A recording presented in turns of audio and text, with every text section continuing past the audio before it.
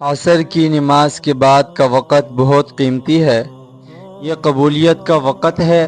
آج ہم 10 منٹ کا ایک آسان سا وظیفہ کریں گے جس سے دل کو سکون، رزق میں برکت اور پریشانیوں سے نجات ملے گی انشاءاللہ۔ بسم اللہ الرحمن الرحیم۔ سب سے پہلے دل میں نیت کر لیں، یا اللہ میں تیری رضا کے لیے یہ اذکار کر رہا ہوں، تو قبول فرما۔ سب سے پہلے نماز کے فوراً بعد آیت الکرسی پڑھتے ہیں۔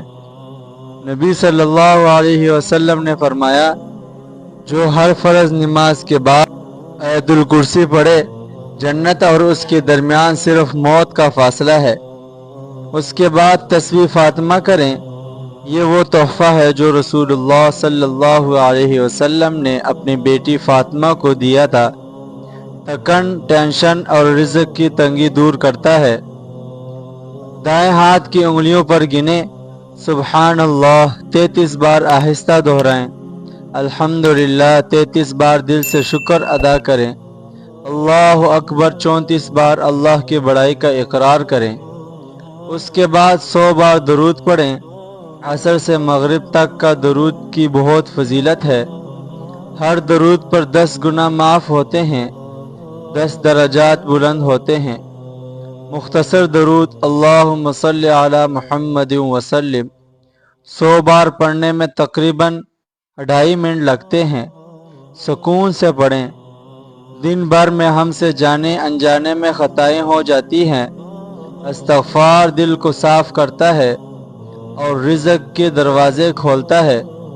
استغفر اللہ و اتوب الیہ 100 بار۔ ہر استغفار کے ساتھ دل میں اپنے گناہوں کا خیال کریں۔